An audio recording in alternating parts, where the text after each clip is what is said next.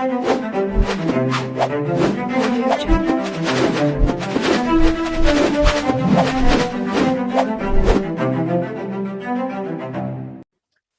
Everyone, welcome to सीख study smartly. मैं हूं बलजिंदर सिंह, एक बार फिर से आप लोगों का स्वागत कर रहा हूं।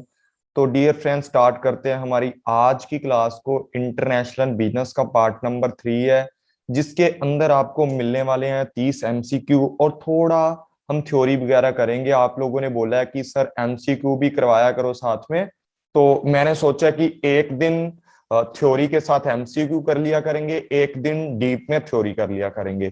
तो मतलब इस तरीके चलते रहेंगे।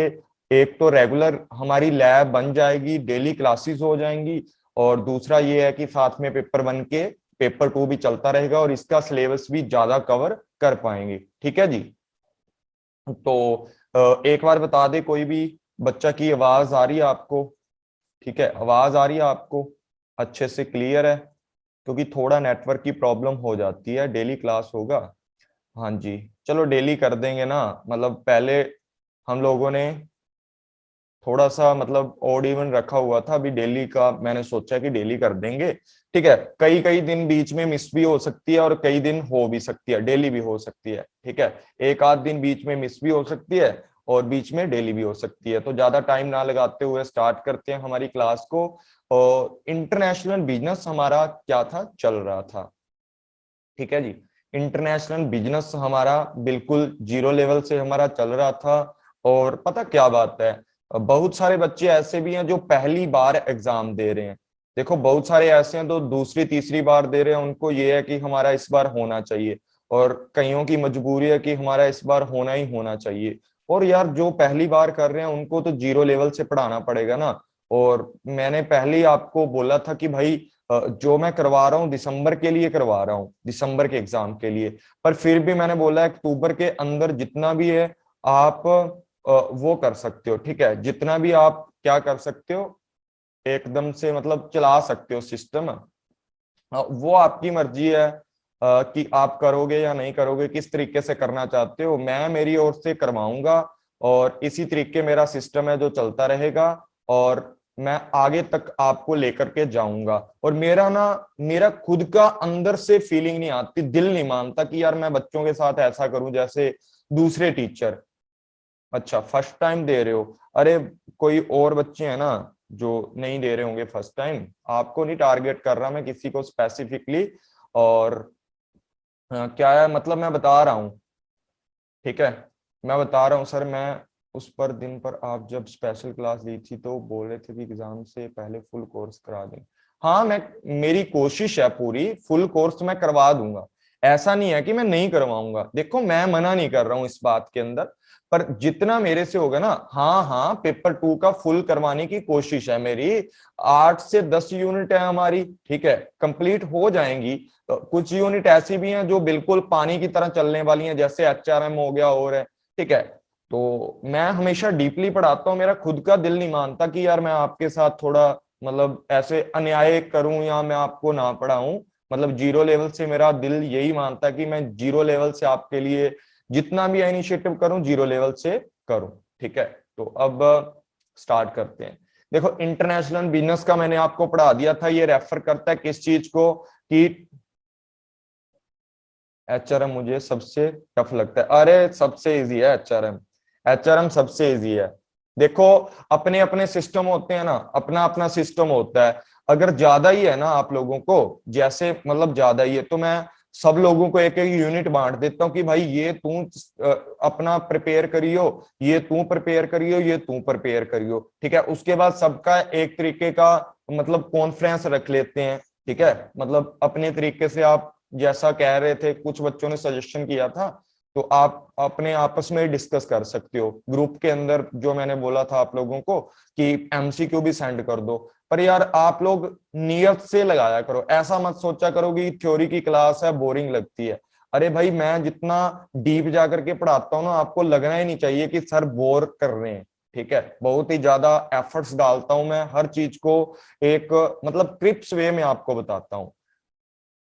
इंटरनेशनल बिजनेस की बात की जाए, इसके अंदर बहुत सारी चीजें हैं, ट्रेड ऑफ गुड्स है, सर्विसेज है, टेक्नोलॉजी है, कैपिटल है, नॉलेज है, अक्रॉस द नेशनल बाउंड्री है। ठीक है, इसके अंदर क्या होता है, global and transnational, a large company operating international in scale. ठीक है, ये बातें आपको मैंने पढ़ा दी थी, ये भी पढ़ा दी थी। इसके अंदर ट्रांसफर ऑफ गुड्स हो सकता है, रिसोर्स, कैपिटल, ये आपको बेसिक सी चीज है। अब स्टेजेस की बात करते हैं, इंटरनेशनल बिजनेस की स्टेजेस लगा लो या किसकी स्टेजेस लगा लो, ग्लोबलाइजेशन की, ग्लोबलाइजेशन की स्टेजेस लगा लो। पर क्या होता है कि इसके अंदर मैंने आपको पहले नहीं करवाया था ये, पर ये इंपॉर्टेंट है, यहां से भी क्या आ जाता है, हमारा क्वेश्चन आ जाता है। ठीक है, देखो 5 तरीके की स्टेजेस होती हैं जब आप इंटरनेशनल बिजनेस के ऊपर वर्क करते हो या इंटरनेशनल बिजनेस के ऊपर जाते हो, उस टाइम पर कितने होती हैं, 5 तरीके की क्या होती हैं हमारी मतलब स्टेजेस होती हैं। सबसे पहले डोमेस्टिक की बात करते हैं। डोमेस्टिक क्या होता है, जो आपका लोकल एरिया है ना, उसके अंदर जो काम किया जाता है, लोकल एरिया के अंदर जो काम किया जाता है, उसको क्या बोला जाता है, डोमेस्टिक लेवल बोला जाता है, या डोमेस्टिक सिस्टम इसके अंदर उसको बोला जाता है, जिसको घरेलू कंपनियां बोला जाता है ना, क्या बोला जाता है, घरेलू कंपनियां इसको बोला जाता है। मतलब एकदम से आपके पूरे देश के अंदर काम किया जाता है। इंटरनेशनल उससे ऊपर हो जाता है, मतलब डोमेस्टिक है, डोमेस्टिक के बाद इंटरनेशनल आता है, इंटरनेशनल के बाद मल्टीनेशनल आता है, मल्टीनेशनल कंपनी है यहां पर लिखा हुआ, लेकिन एक्चुअल में इसको क्या बोला जाता है, मल्टीनेशनल कॉरपोरेशन। ठीक है, क्या बोला जाता है, मल्टीनेशनल कॉरपोरेशन। ये इसके अंदर आपको बताया, क्योंकि सबके पीछे कंपनी लगा है तो थोड़ा मतलब अलग सा सिस्टम लगता है, तो वो इसलिए मैंने लिख दिया। और ग्लोबलाइजेशन कंपनी होती है, ट्रांसनेशनल कंपनी होती हैं। ये बच्चे बहुत ही ज्यादा क्या है, इंपॉर्टेंट हमारा क्या है, पार्ट है, जो आपको बिल्कुल मतलब याद करना पड़ेगा, क्योंकि लास्ट टाइम PYQ से ना, इसका मैंने ट्रिक भी बनाया था लास्ट टाइम, आज भी क्वेश्चन डालूंगा इसका मैं। लास्ट टाइम ना बच्चे इसका सीक्वेंस ही पूछ रखा था, और बहुत सारे बच्चों ने बोला था सर आपने जो सीक्वेंस करवाया था ना, एज इज एज आया हुआ था एग्जाम के अंदर, तो वही है, इसका सीक्वेंस भी मैं आपको याद करवाऊंगा। अब देखते हैं डोमेस्टिक कंपनी। बच्चे डोमेस्टिक कंपनी होती है, लिमिटेड ऑपरेशन होते हैं, क्योंकि एक देश के अंदर सारा सिस्टम होता है, उसके जो विजन मिशन या गोल होते हैं, ऑब्जेक्टिव होते हैं, पॉलिटिकल बाउंड्री वो नेशनल की रहती है, एक देश के अंदर तक रहता है।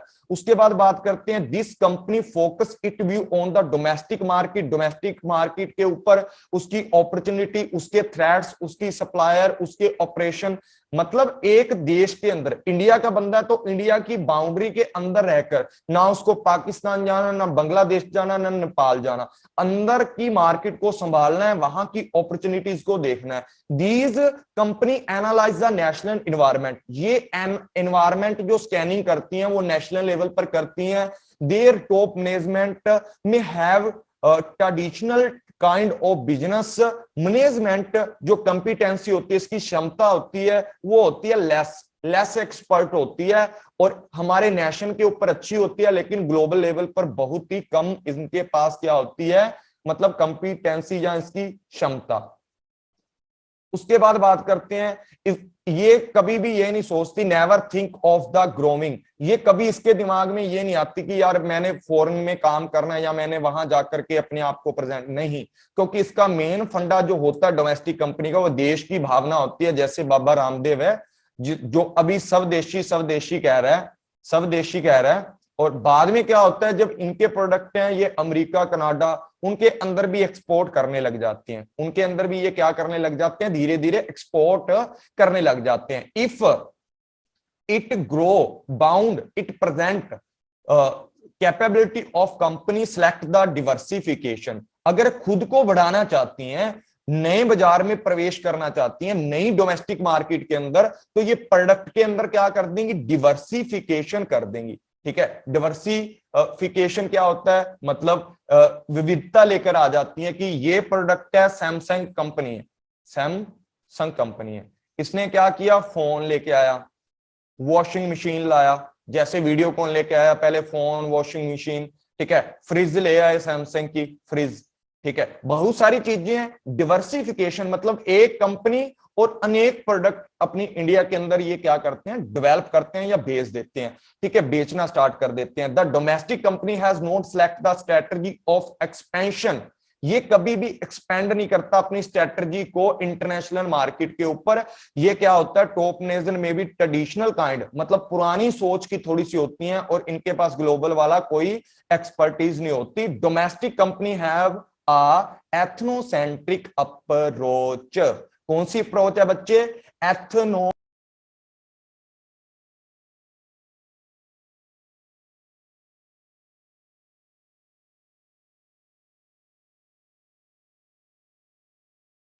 अब ज्यादा नेटवर्क के इशू आने लगे हैं, पहले नहीं आते थे। अब तो जियो की जान निकलती जा रही है ना, ऐसा मुझे फील हो रहा है मतलब कुछ दिनों से। तो देखो आगे, इसको क्या बोलते हैं बच्चे, एथनोसेंट्रिक अप्रोच बोला जाता है, जिसका विजन और मिशन मतलब एथनोसेंट्रिक क्या होता है। एक मैंने आपको एथनोग्राफी पढ़ाया था, या वो क्या होता है कि एक जाति से संबंध होता है या एक संस्कृति से संबंध होता है, एक देश से रिलेटेड होता है, वो घरेलू देश की पॉलिटिकल बाउंड्रीज के अंदर रहता है। ठीक है सर, स्क्रीन नहीं आ रहा बच्चे, इधर से तो आ रहा है अभी स्क्रीन, सबको नहीं आ रहा, सबको नहीं आ रहा स्क्रीन, बताना है एक बार। रीना आ जाएगा, एक बार रिज्वाइन कर लो। अच्छा अब आ रहा है, अब आ रहा है, चलो कोई बात नहीं।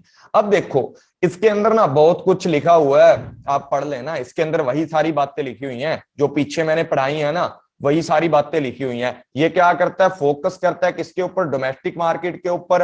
ये प्रोडक्ट की जो फैसिलिटी है remain based of the home country के अकॉर्डिंग देता है।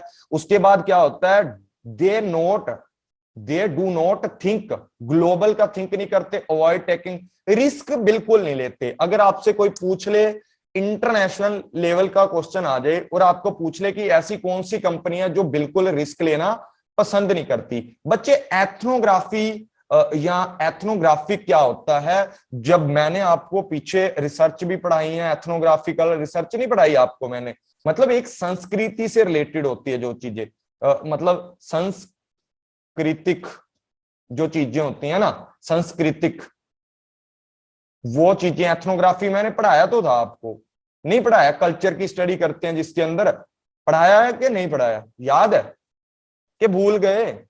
तो वही चीज है ना, एक देश की एक संस्कृति की बात करते हैं, एथनोग्राफिक जो आगे पढ़ेंगे, आगे पढ़ेंगे, शांत रहो आप, बस देखते रहो, कोई भी ऐसा पॉइंट नहीं है जो मैं छोड़ के जाऊंगा, सबके सब कवर करूंगा। ये ग्लोबल रिस्क लेने से डरती हैं और टॉप मैनेजमेंट होती है वो, उसकी ये बार बार आ रही है लाइन, क्योंकि ये इंपॉर्टेंट है। इनकी जो क्षमता होती है वो ट्रेडिशनल काइंड की होती है और ग्लोबल एक्सपर्ट नहीं होते।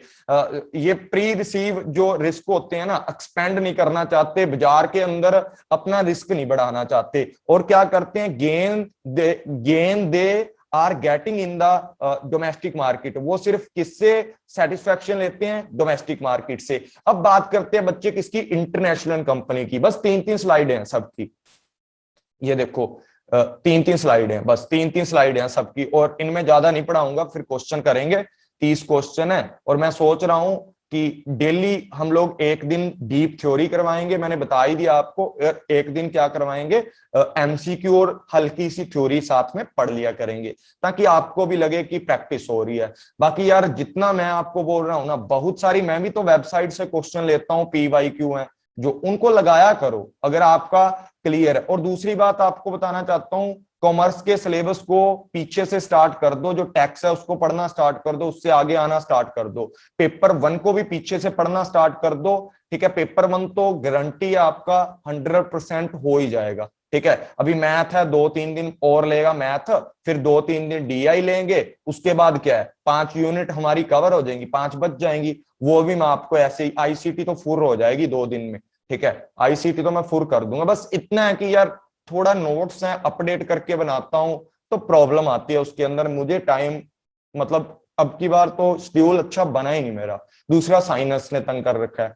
तो यहां बात करते हैं, international company is the company that conduct business in more than one country, एक से ज्यादा कंट्री के अंदर क्या करती हैं, बिजनेस करती हैं, बट यहां सुनने वाली बात है, ये पढ़ लेना। बट मे और मे नोट हैव ऑफिस और ऑपरेशन, जो लोकेशन होती है देयर, वो अलग अलग कंट्रियों के अंदर ऑपरेशन वाली जो, मतलब सीधी सी बात है, यहां समझो एक कंपनी है ए नामक, ये कंपनी बाहर के देशों में हो भी सकती है, अपनी ब्रांच खोल रखी है इन्होंने, नहीं भी हो सकती, ब्रांच हो भी सकती है, नहीं भी हो सकती। दूसरा काम कि जो एक से ज्यादा, ये कंट्री इंडिया है, यहां कंपनी है, ये इंडिया के अंदर है, एक से ज्यादा कंट्री के अंदर होंगी, ठीक है। दूसरी बात है ये बाहर की मार्केट को भी कवर करेंगी। और क्या होता है, still they are of ethnocentric और डेमो, जो डोमेस्टिक या डेमोस्ट्रेशन, जो हमारा डेमोस्ट्रेशन बोलता हूं, एथनोग्राफी और डेमो, जो डोमेस्टिक कंपनीज होती हैं, डोमेस्टिक ओरिएंटेड, मतलब डोमेस्टिक ओरिएंटेड प्रोडक्ट बनाती हैं ये सारी की सारी company. These company adopt the strategy of localing, मतलब लोकल तरीके से branch of the company in the other country and practice in the same domestic operation. मैं एक बात बोल रहा हूं, जितना भी प्राइस यहां पर है, जैसे कोको कोला जहां मर्जी ले लो आप, प्राइस इक्वल है, प्राइस है इसका इक्वल है, ठीक है। वो डॉलर के अंदर एक्सचेंज करके देख लोगे, जो भी है प्राइस इनका इक्वल है। ये क्या करती हैं, कंपनी इंटरनेशनल लेवल की होती हैं, वो अलग अलग देशों में अपने अलग अलग ऑफिस खोल भी सकती हैं, नहीं भी, ठीक है। और क्या करती हैं, स्ट्रैटेजी अडॉप्ट करती हैं उनकी लोकल मार्केट के लिए, और country and practice the same domestic. जो इंडिया के अंदर काम किया जा रहा है ना, सेम वैसा वहां जाकर किया जाएगा, कुछ भी चेंज नहीं होगा, ना प्राइस में चेंज है, ना स्ट्रैटेजी में। स्ट्रैटेजी तो लोकल बनानी पड़ती है कि मैंने जो स्ट्रैटेजी यहां डोमेस्टिक की रखी है वही ऑपरेशन यहां करूंगा, ठीक है। In the foreign market including promotion, price, place, policy etcetera, जो भी इसके अंदर आता है सारा इंक्लूड इसके अंदर हो जाता है। Focus on going beyond domestic, बाहर जाता है, एंड मार्केटिंग मिक्स के जो पी आते हैं हमारे, वो इसके अंदर आ जाएंगे 4P, और एक्सटेंड, अपने ऑपरेशन को एक्सटेंड किया जाता है, और डोमेस्टिक प्रोडक्ट रहता है, डोमेस्टिक प्राइस रहता है, and other business practice of जो फॉरेन कंट्री है उनके अंदर जाकर के प्रैक्टिस की जाती है। International company have to ethnocentric approach with the vision expand internationally, international level के ऊपर अपने विजन को एक्सपेंड किया जाता है। जो आप भारत में रहकर करना चाहते हो, पूरी कंट्री में बाहर के जो मार्केट है फॉरेन की, वहीं भी वही करना चाहते हो, जो भारत में करना चाहते हो वही आप करना चाहते हो। It only include export import, यहां ओनली क्या किया जाता है, एक्सपोर्ट एंड इंपोर्ट किया जाता है, माल बाहर भेजा जाता है या वहां से लिया जाता है। It focus on the domestic, ये तो मैंने पढ़ा दिया कि एक्सटेंड किया जाता है फॉरेन लेवल पर सेल को। ये देखो क्या क्या चीजें और आती हैं इसके अंदर, ये पढ़ लेना ऊपर वाला, ठीक है। ये बेसिक सी बातें बताई हैं। यहां देखो ऑफशोरिंग एंड ग्लोबल आउटसोर्स, ठीक है। ऑफशोरिंग क्या मतलब होता है, पता है ऑफशोरिंग क्या होता है? ऑफशोरिंग मतलब बाहर जाकर अपनी ब्रांच खोलना, ऑफशोरिंग मतलब अपनी कंट्री के बाहर जाकर अपनी ब्रांच, या outsourcing, global outsourcing, seeking cheaper source और रॉ मटेरियल, जहां पर रॉ मटेरियल होता है अच्छे वाला सस्ते वाला, उसकी तलाश करते रहते हो, जहां मिल जाता है लेबर मटेरियल सब कुछ, वहां जाकर अपनी ब्रांच लगा लेते हो। एक्सपोर्टिंग, लाइसेंसिंग, फ्रेंचाइजिंग, ठीक है, ये सारी चीजें इसके अंदर ज्वाइंट वेंचर है, एक्विजिशंस हैं, एंड डायरेक्ट इन्वेस्टमेंट इसके अंदर बच्चे आ जाती है। डायरेक्ट इन्वेस्टमेंट आपको पता ही है क्या होती है, मैंने पहली क्लासों में बताई है, पर इसके ऊपर पूरा पढ़ेंगे। बस एक क्लास और है, बस इतना समझ लो, एक क्लास और है, उसके अंदर 50 क्वेश्चन करवाऊंगा और उसके अंदर सब कुछ आपका कवर हो जाएगा, WTO वगैरह जितनी सारे के सारे चीजें, ठीक है। इवन इसके अंदर क्या बात की गई है, वही बात है जो पीछे बताई है, एथनोसेंट्रिक एंड डोमेस्टिक ओरिएंटेड चीजों का यूज किया जाता है, प्राइस प्रमोशन वो चीजें हैं, इसके अंदर भी वही चीजें लिखी हुई हैं सारी की सारी जो पीछे पढ़ के आए हैं। बस इसके अंदर लिखा है management remaining centralisation, home country से सेंट्रलाइजेशन इसका किया जाता है। सर बीओपी भी अच्छे से करवा देना, टेंशन मत लो, बीओपी आपको कभी नहीं भूलेगा, ठीक है। और क्या होता है, एक्सटेंड करते हैं टॉप डाउन ओवरसीज मार्केट को, ठीक है। टॉप डाउन मतलब अपने ऊपर से नीचे तक जाते हो हर चीज के अंदर।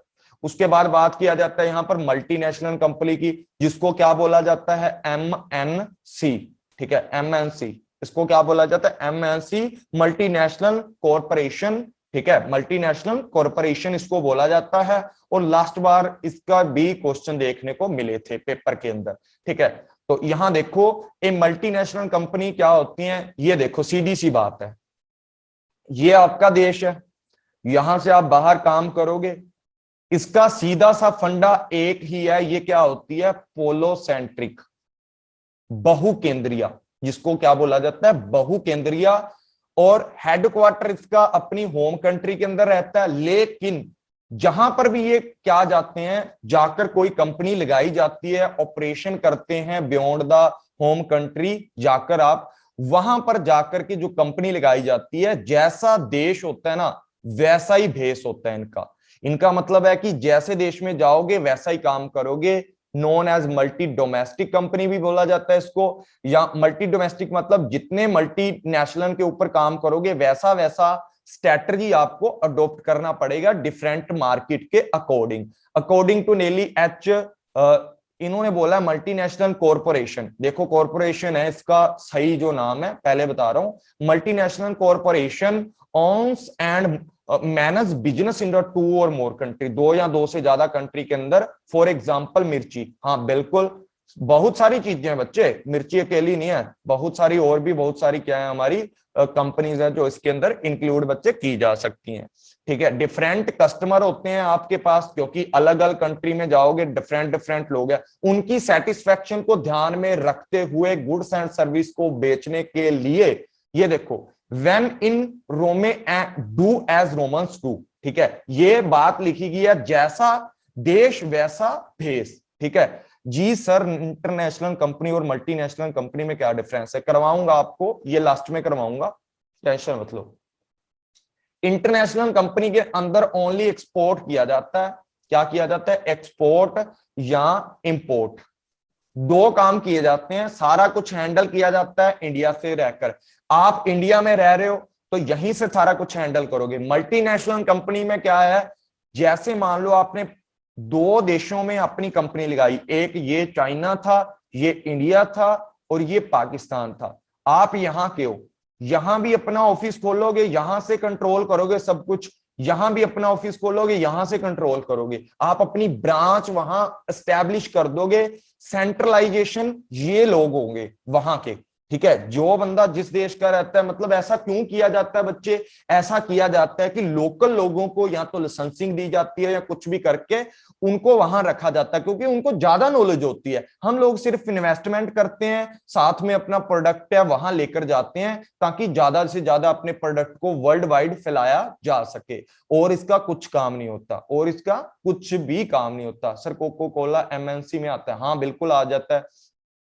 उसके बाद मल्टीनेशनल कंपनी पोलोसेंट्रिक ओरिएंटेड अप्रोच है, मैंने आपको बता ही दिया, ठीक है। फीचर कौन कौन से हो सकते हैं, कंपनी व्हेन दे सेपरेट, मतलब अपने पंख फैलाना स्टार्ट कर देती है, their wing to the more मतलब उड़ना स्टार्ट कर देती है अलग अलग देशों के अंदर, ठीक है। उसके बाद देखा जाए तो इसके अंदर सेनोर टू लेटर रियलाइज किया जाता है, मार्केट मिक्स का यूज किया जाता है, मल्टीनेशनल कंपनी है, अलग अलग देश की अलग अलग स्ट्रेटजी अडॉप्ट करनी पड़ती है आपको, ठीक है। उसके बाद इंटरनेशनल कंपनी भी एथनोसेंट्रिक है, हाँ बिल्कुल एथनोसेंट्रिक है, क्योंकि सब कुछ उसने, देखो मैं एक बात बता देता हूं, अभी आपका डाउट यहां क्लियर कर देता हूं, खाली पेज नहीं है क्या, है नहीं, चलो यहां कर देता हूं। अब ध्यान में रखना, अब ध्यान में रखना, बिल्कुल देखते रहना। देखो जो कंपनी होती है डोमेस्टिक, वो अपने देश के अंदर काम करती है, ये इंडिया के अंदर काम करती है। ठीक है सर जी। उसके बाद कौन सी कंपनी आती है? इंटरनेशनल कंपनी आती है। जी सर जी, इंटरनेशनल कंपनी आती है। ये क्या करती है? अपने देश से बाहर माल बेचना स्टार्ट करती है या बाहर से मंगवाना स्टार्ट करती है। उसके लिए छोटी स्टेज होती है हमारी एक्सपोर्ट एंड इंपोर्ट। ठीक है, कुछ चीजों में ये इन्वेस्टमेंट भी वहां कर सकते हैं, शेयर वगैरह में, या डायरेक्ट इन्वेस्टमेंट आप कर सकते हो वहां इंपोर्टिंग एक्सपोर्टिंग के ऊपर। बस इतना काम है। उसके बाद सर जी कौन सी आती है? Multinational company. जी सर जी, मल्टीनेशनल कंपनी आती है। मल्टीनेशनल कंपनी और इंटरनेशनल, ये तो डोमेस्टिक है, सबको पता है क्या फंड है इसका।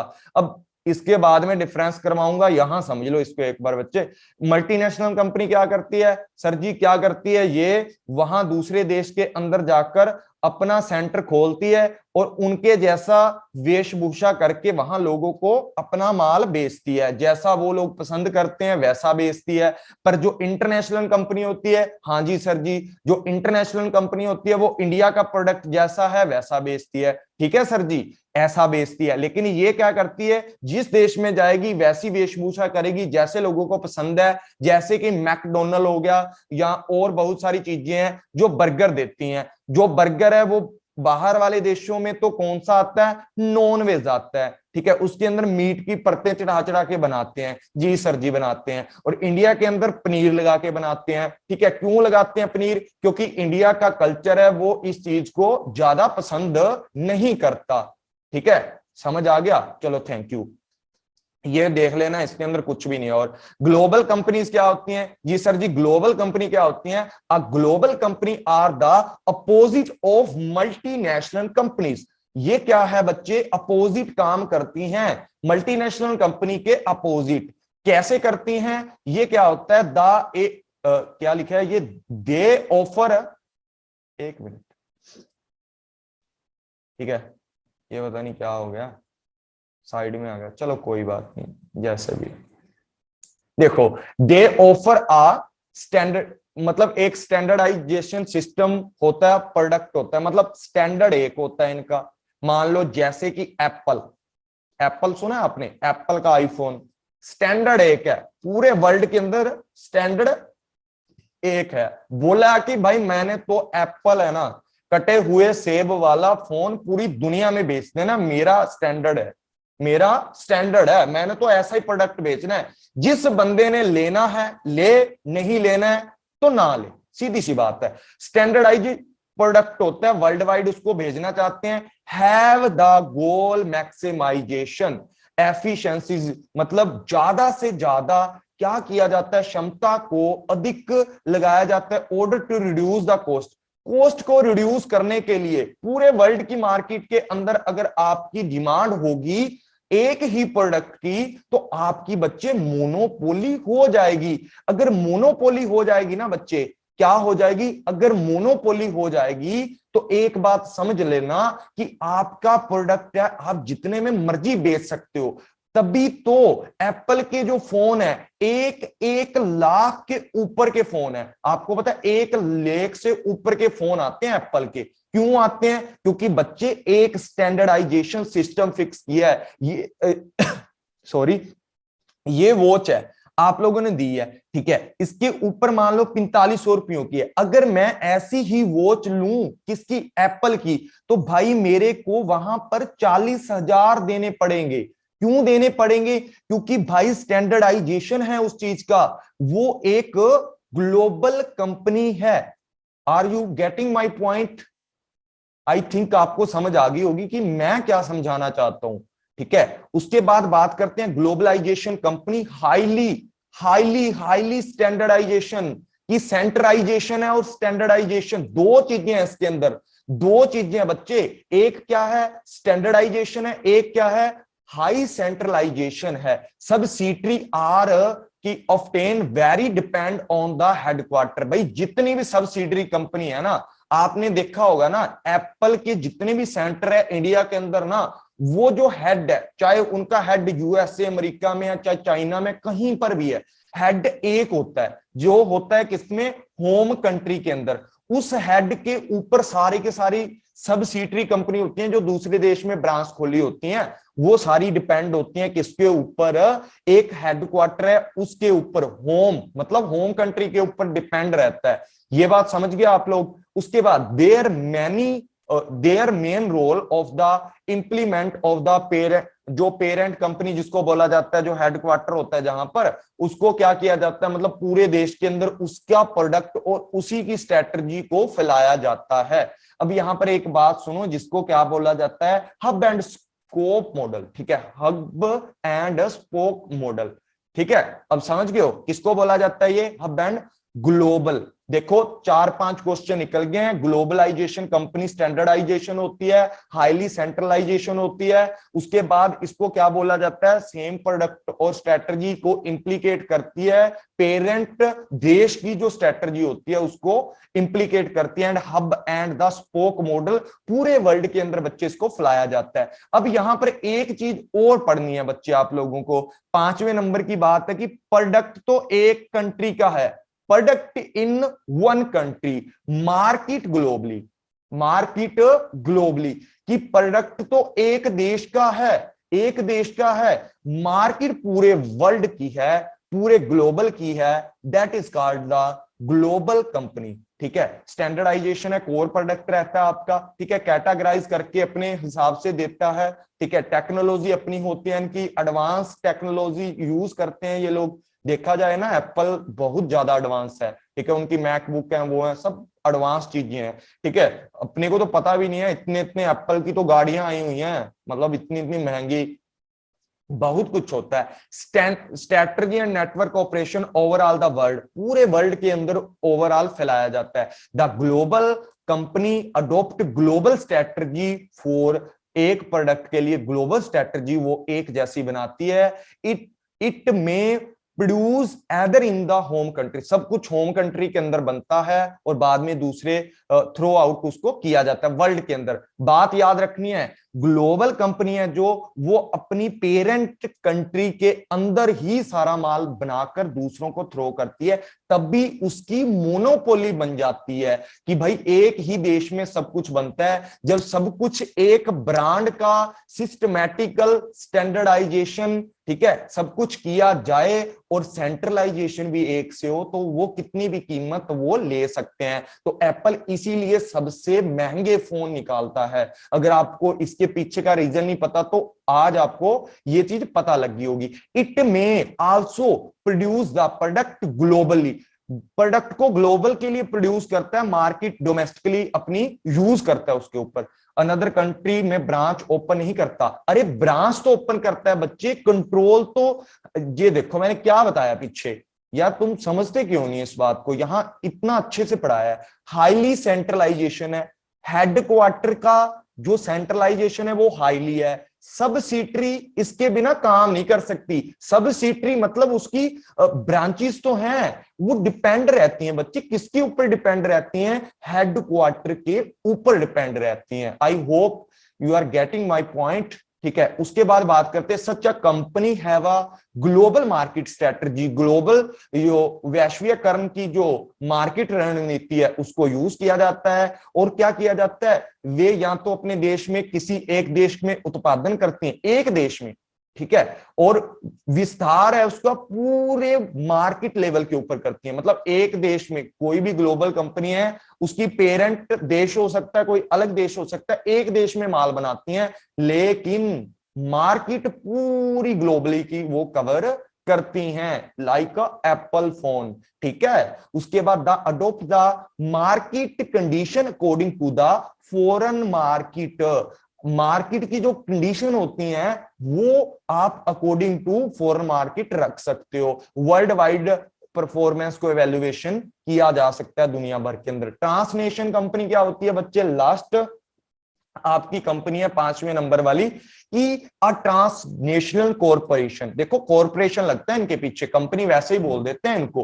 ठीक है, हर चीज के पीछे क्या लगता है? कॉरपोरेशन लगता है। Is the enterprise that involve with the national product, ठीक है, production of goods and services, या गुड्स और सर्विसेज फॉर इन्वेस्टमेंट, और income and asset management in more than the one country. बच्चे इसका मतलब क्या हुआ कि जो हमारी क्या होती है अंतरराष्ट्रीय निगम होते हैं जिसको ट्रांसनेशनल कंपनी या कॉरपोरेशन बोला जाता है, एक या एक से ज्यादा देशों के अंदर अपना प्रोडक्शन करती हैं, अपना इन्वेस्टमेंट करती हैं, इनकम होती है उनकी,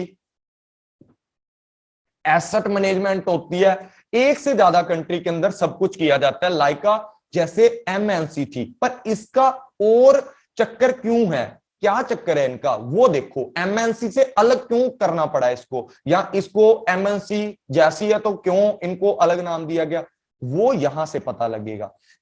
जो ट्रांसनेशनल कंपनी प्रोडक्शन करती हैं, market invest and operation across the world करती हैं, ठीक है। Integrate global enterprise the link global resource, आपस में सारा का सारा लिंक बना देती हैं कि एक कंट्री के अंदर लॉस हुआ तो दूसरे से कवर करेंगी, दूसरे से लॉस हुआ तीसरे से कवर करेंगी, ये सिस्टम होता है। जो ट्रांसनेशनल कंपनी होती है operate at the global level by utilisation करती हैं ग्लोबल के रिसोर्सेज को। भाई जहां से आपको जो चीज सस्ती मिलती है वो वहां प्रोड्यूस करो और उसको शिफ्ट करो, बात खत्म, ठीक है ना। जहां से मिलता है सब कुछ पीडीएफ सेंड कर दो। हाँ भाई कर दूंगा, आज कर दूंगा यार, ये 50 क्वेश्चन सॉरी 30 क्वेश्चन है, ये कर दूंगा और साथ में मैथमेटिक वाली भी कर दूंगा। और मैथमेटिक वाली ना क्लास लेट अपलोड होगी क्योंकि आज ना नेट की बच्चे थोड़ा प्रॉब्लम है, मुझे पता नहीं लगा, नेट मेरा सारा खत्म हो गया, वो एलसीडी के साथ चलता रहा दीवार वाली इतने में तो काम हो जाता है। ये क्या होती है बच्चे, जियो सेंट्रिक, जियो मतलब पूरे ग्लोबल की बात करते हैं, भूगोल की बात करता है, पूरे भू केंद्रीयकरण, पूरी भूमि का केंद्रीयकरण ओरिएंटेड होती है, इंटीग्रेट करती है पूरे नेटवर्क को। और क्या होता है, द ट्रांसनेशनल और multinational corporation as the headquarter. अब एक बात ना सब लोग बताओ, 2 मिनट रह गए हैं, एक बात सब लोग बताओ कि बच्चे आप जैसा मैं अभी पढ़ा रहा हूं इसके अंदर क्या प्रॉब्लम है आप लोगों को, क्योंकि बहुत सारे बच्चे बोल रहे हैं सर एमसीक्यू भी करवाओ। क्योंकि देखो यार मैंने पहले ही बोला था मल्टीनेशनल कंपनी का क्या होता है, क्या होता है मल्टीनेशनल कंपनी, क्या होता है, अभी तो करवाया है, 1 मिनट रुको।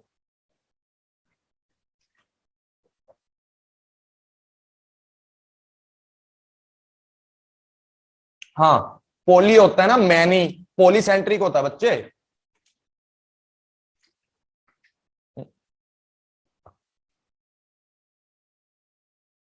अरे बच्चे तुम ध्यान ही नहीं रखते, अभी मैंने आपको क्या पढ़ाया, 1 मिनट रुको।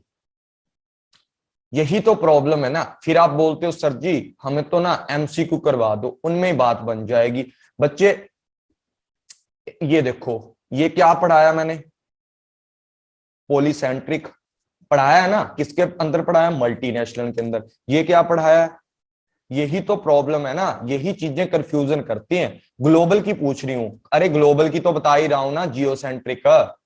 ग्लोबल की तो इस ग्लोबल की इसकी भी मैंने बताई है कुछ ना कुछ, देखो क्या बताई है अभी। मार्केट ग्लोबल ही होती है ना, जो ये दोनों के अंदर मतलब मिक्स ही होती है, मिक्स ही होती है, इसका लिखा नहीं हुआ मेरे हिसाब से। चलो ये आगे बताऊंगा ना, आगे डिफरेंस करेंगे उसके अंदर बता दूंगा, टेंशन मत लो, उसके अंदर बता दूंगा आगे, टेंशन मत लो, इसके ज्यादा कोई चक्कर वाली बात नहीं है, ठीक है, ज्यादा चक्कर वाली बात नहीं है। ग्लोबल की पूछ रही हूं मैं, बता दूंगा भाई, बता दूंगा, ठीक है। ग्लोबल समझ आ गया आपको, ग्लोबल मार्केट ट्रांसनेशनल कंपनी के अंदर ये चीज याद कर लो बस, ये चीज कैसे, ओहो कैसे मैं बता रहा हूं। जियोसेंट्रिक अप्रोच है, इसका मतलब होता है थिंक लोकली, उस देश के बीच रहकर, जिस देश में ऑपरेशन करोगे उस देश के बीच में रहकर उनके जैसा सोचना, पर एक्ट करना पूरे वर्ल्ड के अंदर, मतलब उनके रिसोर्स यूज करना। हाँ रियोसेंट्रिक होती है, रियोसेंट्रिक होती है, वो बता दूंगा मैं, आगे स्लाइडें ऐड है, तुम यार जिस स्लाइड पे हूं वो स्लाइड पे ध्यान दिया करो, ठीक है। ऐसे बच्चे छूट जाएगा आप लोगों का, फिर पीछे छूट जाएगा। One strategy across the world, एक ही स्ट्रेटजी है, मतलब एक्ट करती है ग्लोबल लेवल पर और एक ही स्ट्रेटजी को पूरी दुनिया पे लागू करती है। कौन सी? ट्रांसनेशनल कंपनी या जियोसेंट्रिक अप्रोच होती है, ठीक है। रिसर्च डेवलपमेंट करती है वर्ल्ड वाइड के ऊपर, ठीक है, ग्लोबली प्रिक्रूटमेंट करती है। अब देखो इसको याद रखने की ट्रिक क्या है, लंबे टाइम तक याद रखने की जो ट्रिक है ना वो क्या है, तो आपको पता है DI मैनेजमेंट, ठीक है। इसको याद रखना है कैसे, आपको एक सीक्वेंस पूछ लिया जाएगा, 1 मिनट ना क्लास रिज्वाइन कर लो, क्लास रिज्वाइन कर लो। मैं एक क्वेश्चन कर रहा था आप लोगों से, मुझे उसका आंसर दे दो एक बार। एक क्वेश्चन मैं आप लोगों से कर रहा था, मुझे ना उसका आंसर दे दो 1 मिनट, सब लोग आ जाओ। अब सच बताना, जहां से भी पढ़ते हो इतना डीपली पढ़ते हो क्या? नहीं पढ़ते, मुझे पता है। और दूसरी बात है, इतना डीपली पढ़ोगे ना फिर ही जो अब आकर बोलते हो ना सर जी आज इतने नंबर आए हैं, सर आज इतने नंबर आए हैं, वो इसी वजह से आते हैं क्योंकि आप डीपली पढ़ना स्टार्ट करो। मैं ये नहीं बोलता कि मैं अकेला डीपली पढ़ाता हूँ, आप खुद भी पढ़ सकते हो, मैं भी तो खुद सेल्फ स्टडी करके सीखा हूं ना सब कुछ, मैं भी तो खुद सेल्फ स्टडी करके सीखा हूं ना सब कुछ। तो थोड़ा समझा करो इन बातों को, और मतलब ठीक है, ठीक है। हाँ चलो देखो, इसको याद रखने का एक ट्रिक है, DI मैनेजमेंट, ठीक है। शॉर्ट फॉर्म में मैनेजमेंट को MGT लिख देते हैं और इससे आपको DI मैनेजमेंट से याद रह जाएगा, पहले डोमेस्टिक आएगी, फिर इंटरनेशनल आएगी, फिर मल्टी नेशनल है, फिर ग्लोबल है, फिर ट्रांसनेशनल कंपनी है। अब देखो, एक बर्टलेट और गोशाल मैट्रिक है जिसके अंदर बताया कि ग्लोबल लेवल की अगर बात की जाती है तो उसके अंदर क्या होता है, लो प्रेशर और लो जो रिस्पॉन्सिवनेस होता है वो ग्लोबल कंपनी होती है, ठीक है। और यहाँ क्या होता है, हाई प्रेशर फॉर, ये किसके लिए होता है, लो जो प्रेशर होता है for the local responsive, local चीजों के लिए जो रिस्पॉन्सिवनेस होती है ना वो चीज बिल्कुल लो होती है। और यहाँ क्या होती है, 1 नंबर पे क्या होती है, इन दोनों से मिलकर 1 नंबर बनेगा, क्या बनेगा, 1 number. High pressure for the integration, global integration. उसके बाद अगर इसकी इंटरनेशनल की बात की जाए, low pressure for the integration के लिए लो प्रेशर होता है, क्यों होता है, क्योंकि इंटरनेशनल के ऊपर हम सिर्फ एक्सपोर्ट इंपोर्ट करते हैं, लेकिन ग्लोबल के अंदर सब कुछ मिलाना, इंटीग्रेशन करना पड़ता है। यहां क्या होता है, लो आपका रिस्पॉन्सिवनेस चीजें होती हैं, प्रेशर लो होता है लोकली चीजों के लिए। ट्रांसनेशनल क्या होती है, जो लास्ट वाली आप लोगों ने की थी, हाई प्रेशर होता है रिस्पॉन्सिव चीजों के लिए, ठीक है। और हाई क्या होता है, यहां पर इंटीग्रेशन होता है। और मल्टीनेशनल MNC होती हैं जो, उसके ऊपर ये हाई होता है और ये लो होता है इंटीग्रेशन वाला। क्यों होता है इंटीग्रेशन वाला, क्योंकि अलग अलग देशों में जाके अपनी अपनी इन्होंने कंपनी बच्चे बनाई होती है, ठीक है, अपनी अपनी कंपनी बनाई होती है। 10 स्लाइडें हो रहा है, उसके बाद आपके क्वेश्चन स्टार्ट है। स्ट्रेटजी है किस तरीके से मल्टीनेशनल कॉर्पोरेशन की है, इन्होंने वही चीज बताई हुई है जो पीछे बताई है कि यहाँ हाई होता है, यहाँ लो होता है, यहाँ हाई है, रिस्पॉन्सिवनेस बताया है, ठीक है। आप समझ लेना कि यहाँ पर क्या होता है, हाई होता है और यहाँ पर लो होता है, और यहाँ पर हाई और लो दोनों होते हैं, यहाँ पर लो लो होते हैं दोनों, ठीक है। ये अलग तरीके से उन्होंने बता रखा है। ये स्टेजेस है, 4 स्टेजेस है बच्चे, 4 स्टेजेस है। आप पूछ लो जो पूछना है। जो क्या होती है, डोमेस्टिक, इंटरनेशनल और क्या होती है मल्टीनेशनल, ट्रांसलेशनल इसके अंदर नहीं दी हुई। ये डोमेस्टिकली ओरिएंटेड होती है, ये एक्सपोर्ट इंपोर्ट वाली, या मल्टी डोमेस्टिकली होती है, ये मल्टी नेशनल होती है, ये ग्लोबल होती है, ठीक है। ओरिएंटेड की बात करी गई है। Stage of the development, initial foreign की जो स्टेजमेंट होती है, मतलब फॉरेन की इनिशियल स्टेज होती है इसके अंदर इन्वॉल्वमेंट की। यहाँ कंपिटिटिव होती है क्योंकि इंटरनेशनल लेवल है, आप कंपिटिट करते हो दूसरों को। यहाँ एक्सपेंड करते हो नई नई चीजों को, एक्सप्लोरेशन मतलब ऑपरेशन को बड़ा करना चाहते हो। यहाँ ग्लोबल पर पूरा फैल जाते हो। Culture sensitivity of the little importance रखी जाती है क्योंकि एक ही देश है भाई, मैंने तो अपने देश के लिए बनाना है, आप लोगों ने खरीदना तो खरीद लो, नहीं तो नहीं। यहाँ वेरी इंपॉर्टेंट होती है क्योंकि आप बाहर भी सामान बेच रहे हो। उसके बाद क्या होता है, सम वट इंपॉर्टेंट, कुछ चीजें इंपॉर्टेंट होती हैं, यहाँ क्रिटिकली इंपॉर्टेंट होती है ग्लोबल लेवल के ऊपर। उसके बाद जो मैनेजर एजम्पशन है, one best way, one best way होता है डोमेस्टिक के अंदर। Many good way, many good way होते हैं, ये क्या होता है, ये आप लोगों को बहुत इंपॉर्टेंट है, ये आप लोगों को याद करना है, ये मिलान के अंदर बच्चे आ सकता है। वन बेस्ट वे वाला क्वेश्चन आपको PYQ में मिल जाएगा, ढूंढ लेना, ढूंढ लेना, ठीक है। ऐसी स्लाइड आपको किसी ने पढ़ाई होगी पता नहीं ना, पर ये आपको मिलेगा क्वेश्चन। द लीस्ट कॉस्ट वे है, ये भी आया हुआ है, और मैनी गुड वे है, इसका नहीं मेरे को पता, बस ये दो मैंने देखे हैं PYQ के अंदर, ठीक है, आप भी पढ़ लेना। बेस्ट, वन बेस्ट वे किसके अंदर होता है, डोमेस्टिक के अंदर, और मल्टीनेशनल में लीस्ट कॉस्ट वे होता है, भी कम से कम कॉस्ट बनाए, ठीक है, कम से कम कॉस्ट पे चीज लेके आए। यहाँ मैनी गुड्स वे होता है, मतलब ज्यादा से ज्यादा गुड्स को आप एक्सपोर्ट इंपोर्ट करने की, यहाँ मैनी गुड्स वे सेम ही होता है, और ट्रांसनेशनल पे भी many goods, sorry one goods होता है। ये देखो, डोमेस्टिक कंपनी क्या होती है, market potential limitation, home country के अंदर उनका जो मार्केट पोटेंशियल है उनकी लिमिटेशन देखने को मिलती है। प्रोडक्शन और मार्केटिंग जो फैसिलिटी है लोकल होम के लिए होती है, इंटरनेशनल के ऊपर एक्सपोर्ट इंक्रीज किया जाता है, ज्यादा बढ़ाया जाता है, मल्टी डोमेस्टिक अप्रोच का यूज किया जाता है। यहाँ कौन सी अप्रोच का यूज किया जाता है इसके अंदर, बताओ मुझे, इंटरनेशनल के अंदर कौन सी अप्रोच का ज्यादा यूज किया जाता है, कौन सी पड़ी थी अभी, जाग रहे हो, जाग रहे हो, कौन सी पड़ी थी इंटरनेशनल लेवल पे, अरे यार इंटरनेशनल लेवल की बात कर रहा हूं मैं,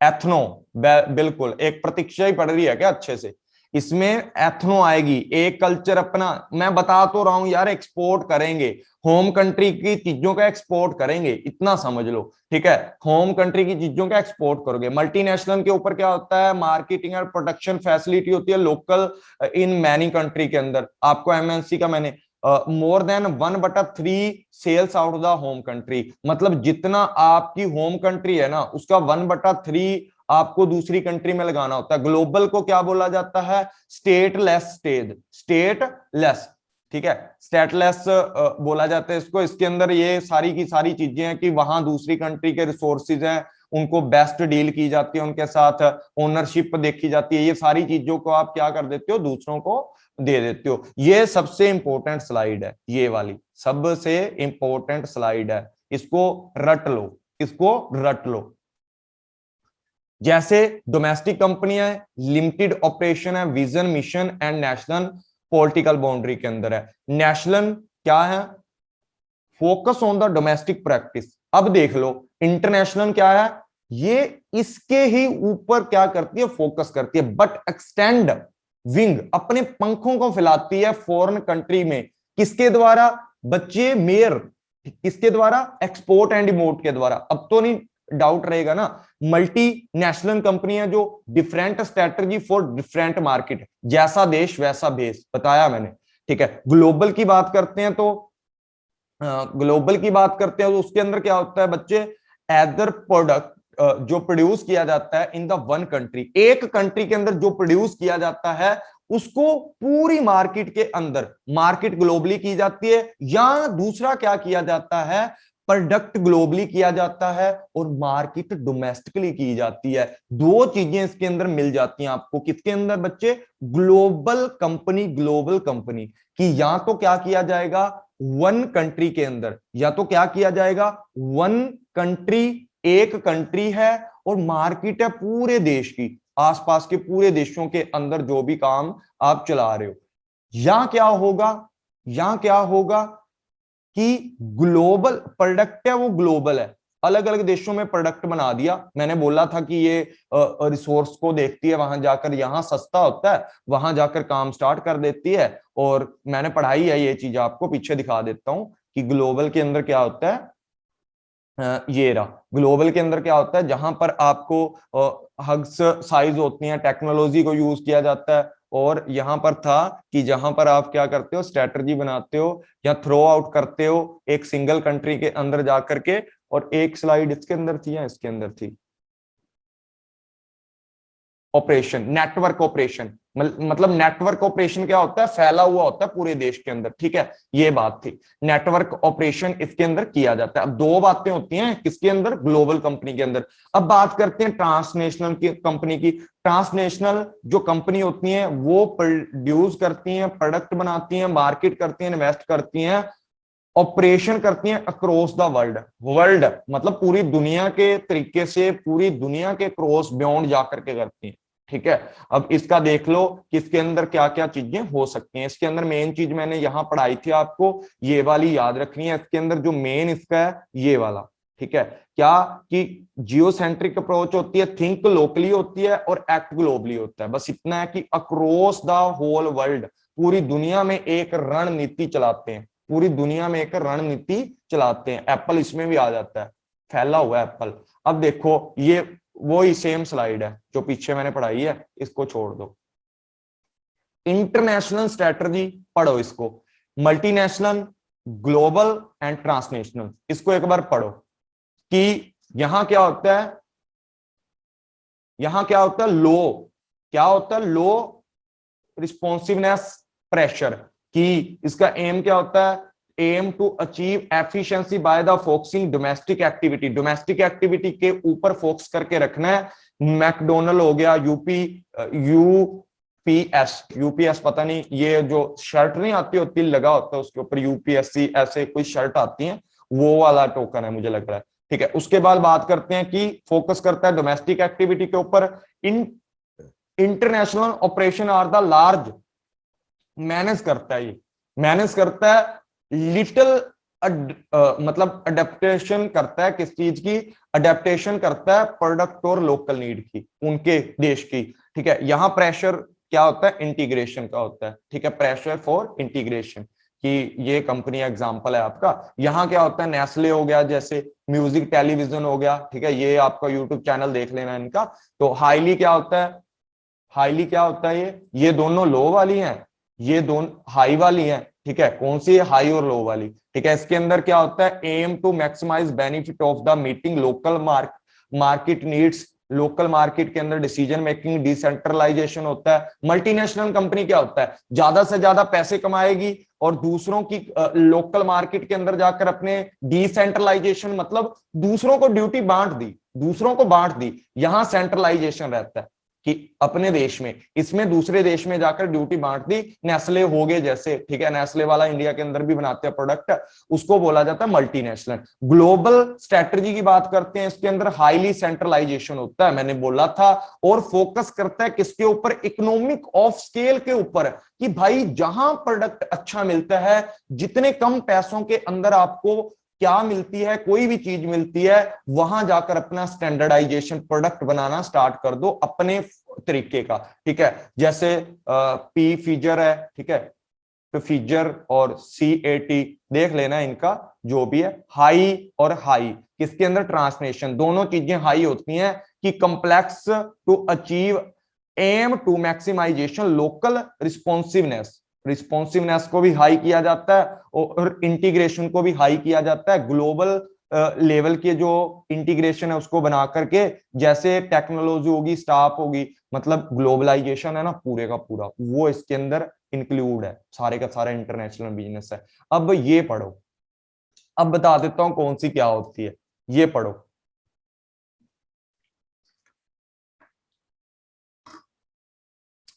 एथनोसेंट्रिक, पोलोसेंट्रिक, रिजनोसेंट्रिक, रिजोसेंट्रिक बोल देते हैं इसको, जियोसेंट्रिक, ठीक है, चार है। डोमेस्टिक नहीं आती इसके अंदर, EPRG फ्रेमवर्क।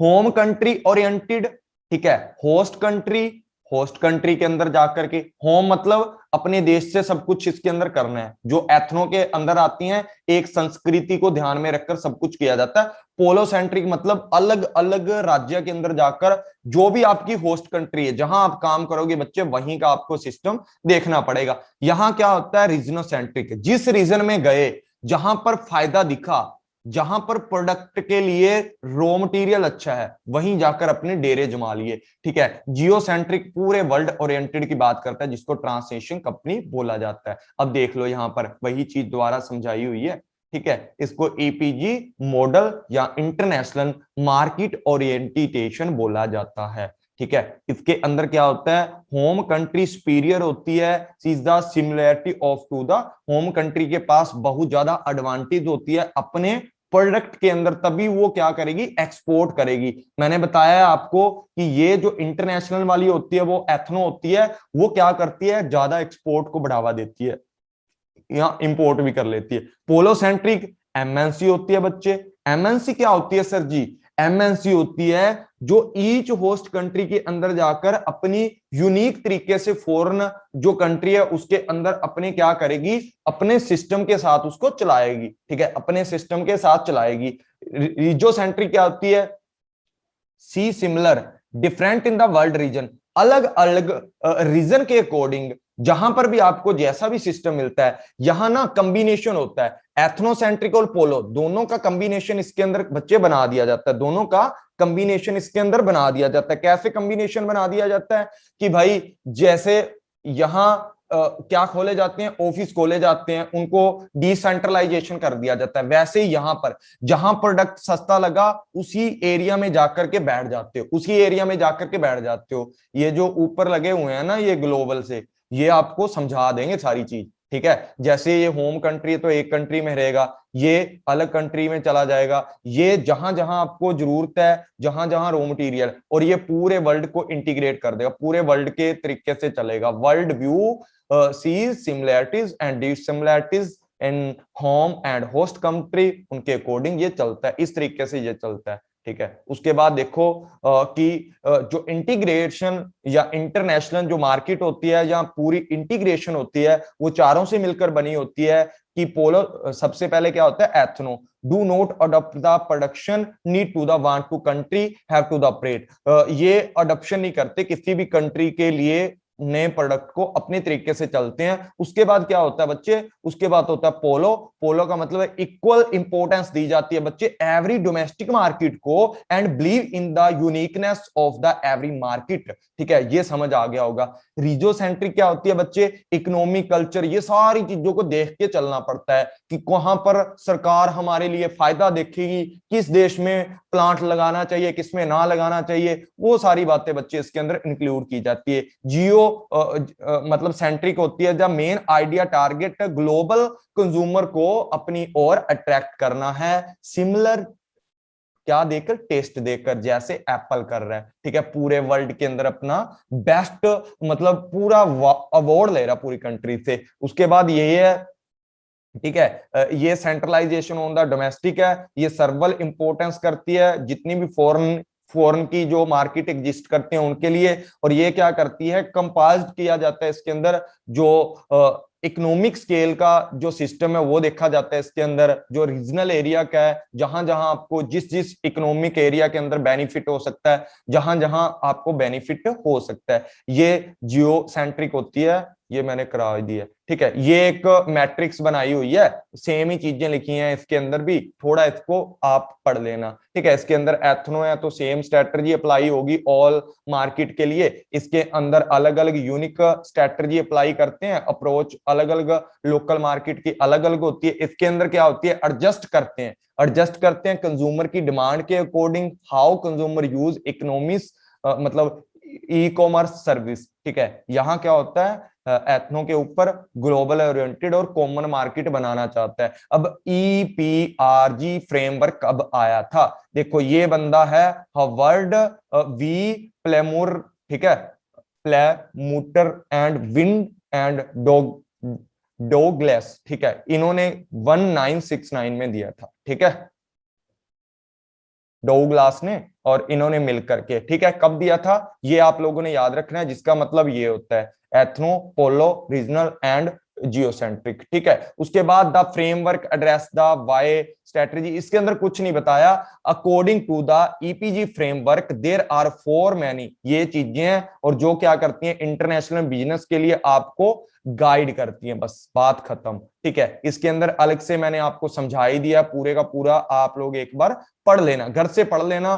ठीक है, ये आपका होमवर्क है, आप बोलते हो ना होमवर्क नहीं देता मैं, अब आपको होमवर्क दिया है, ये चारें चीजें आप लोगों ने पढ़ना है कि जो कंपनीज होती हैं बिलीव करती हैं होम कंट्री के ऊपर, वैसे सब कुछ पढ़ाया हुआ है मैंने, एक बार रीडिंग कर लेना, एक बार रीडिंग कर लेना। ठीक है, विदाउट एनी अडेप्टेशन वो सारी चीजें इसके अंदर ऐड है। ठीक है, ये पोलो वाला है, ये रीजनल रीजनल सेंट्रिक है, रियो सेंट्रिक है। इसके अंदर देखो एग्जांपल भी दिए हुए हैं छोटे छोटे, नाफ्टा साफ्टा है, वो मिलकर के अपना एक एरिया बना लेते हैं। ठीक है, जैसे मतलब मैक्सिको कनाडा है, उसके अंदर उन्होंने अपना मतलब अलग से बना लेते हैं ना, रियो सेंट्रिक उनको बोला जाए। ये देखो इसके अंदर वही चीज दी हुई है, मैं आपको समझा देता हूं। ठीक है, ये चार हो गए आपके, चौथा नहीं लगाया क्या मैंने? 1 2 3 4, 4 आगे लगाया है, चलो मैं लगा दूंगा, 4 की स्लाइड भी बच्चे मैं लगा दूंगा। ठीक है, यहां देखो, यहां क्या है, बिल्कुल जीरो से समझते हैं। एथनोग्राफी E1 की बात करते हैं। E1 इसके अंदर क्या होता है, small benefit from the global standardisation, and क्या होता है, small benefit from the adaptation, adapt भी कम करते हो, ये देखो ये और इनसे मिलकर ये बना हुआ है एथनोसेंट्रिक अप्रोच। ठीक है, ये एक मैट्रिक्स है, पढ़ लेना आप। ठीक है, दो के अंदर क्या होता है कि स्मॉल स्टैंडर्डाइजेशन और हाई बेनिफिट लोकल अडेप्टेशन है, उसका भी क्या होता है, ग्रेटर होता है, मतलब ज्यादा होता है, हाई होता है। इसके अंदर इसी तरीके से समझाया, रीजनल मार्केट होती हैं या रियो सेंट्रिक होता है, उसके अंदर ग्रेट बेनिफिट होता है लोकल अडेप्टेशन से, और क्या होता है, ग्रेट ही हमारा स्टैंडर्डाइजेशन जो ग्लोबल के ऊपर यूज करते हैं। इसी तरीके यहाँ स्मॉल और ग्रेट वाली चीजें चलती रहती हैं। अब ये इनके बीच का डिफरेंस दिया हुआ है, जिन बच्चों ने पूछा था ना डिफरेंस। अब रियो और जो